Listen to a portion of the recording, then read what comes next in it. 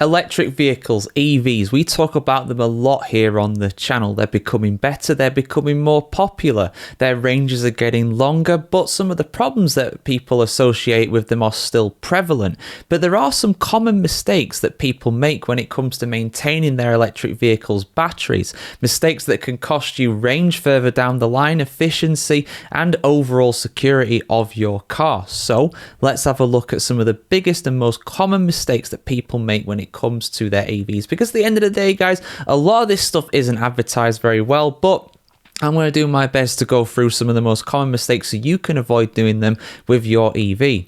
Now, the first one is charging to 100% all the time. Now, this goes for batteries in general. If you charge your laptop or your mobile phone or any other kind of device that's got a rechargeable battery to 100% all the time, and worse, leave it plugged in, still charging when it's on 100%, this can actually degrade the life of your battery. You might not notice it at first, it takes a long time to do so, but ideally you should charge your battery in your EV to anywhere between 20 and 80% for daily use.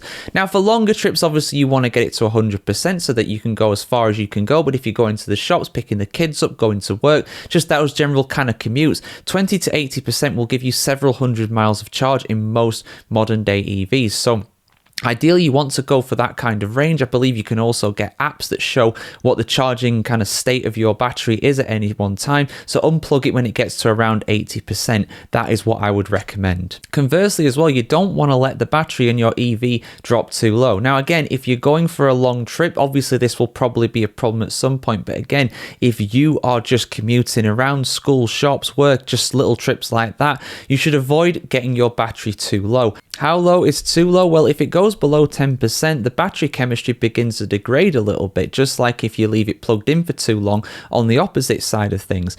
To avoid this, do charge it when you get to around 20%.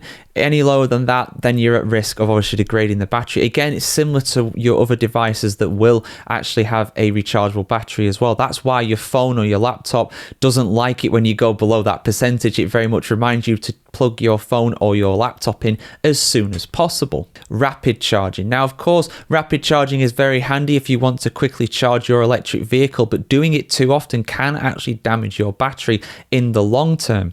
High-speed chargers are convenient, but when they are used too often, they will heat up and wear down your electric vehicle battery. They pump a lot of energy quickly, which increases the battery's internal temperature and causes faster wear. Basically, think of it like your tires. If they're running too hot, then of course they will wear out faster. Same for your engine, same for anything else. In an electric vehicle, it also applies to the battery as well. So you can use it every now and again, but using it often will of course make the life of your battery in your EV worse. Exposing your electric vehicle to extreme temperatures. Now, of course, in certain parts of the world, this can't be avoided. Here in the UK, for example, our climate is very temperate. We don't have it too hot in the summer, nor too cold in the winter. But in some climates, such as in the United States, Canada, Australia, at times of the year, it can get very, very hot or very, very cold, depending on where you are. And prolonged exposure to extreme temperatures is bad for the life of your battery.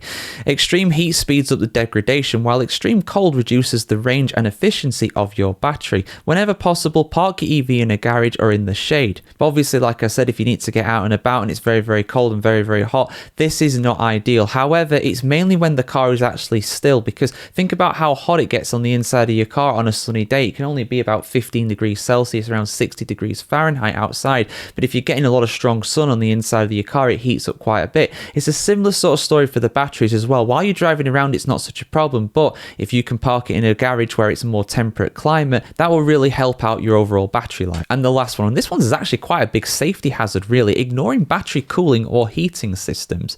Many modern EVs come with thermal management systems to keep the battery at a safe operating temperature at all times, helping to prevent overheating or freezing on the other side of things. Familiarize yourself with your EV's thermal features and use them as needed. Basically, if you've got a warning light, if you've got something that's flashing in front of your face, don't ignore it. It's there for a reason. You wouldn't shouldn't ignore a tire that is going down or your engine overheating. It's the same thing for your EV as well. Yes, it will still run, but in the long term, you could do damage, and there could potentially be a hazard there overall as well for your overall safety while driving. But yeah, those are some tips and tricks really to help the life of your battery if you're an EV owner. There's no shame in it, guys. We're all new to these things at some time, so there's no shame in admitting you need a bit of help with this, and hopefully these tips and tricks do help you out.